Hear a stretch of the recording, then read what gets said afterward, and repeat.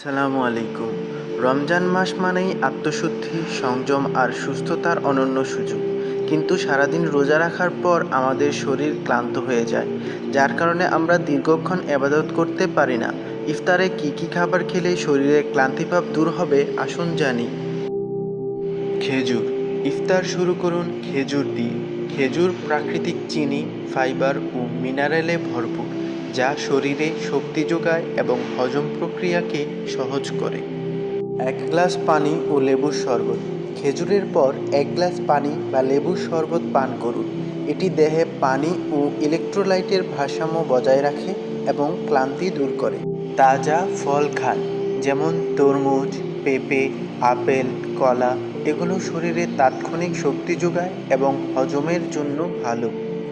প্রোটিনের জন্য ইফতারে রাখুন ছোলা, ডাল বা বুটের সালাদ।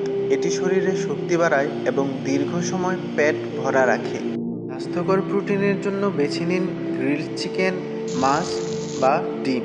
এতে প্রচুর পুষ্টি আছে, যা শরীরকে সুস্থ রাখবে।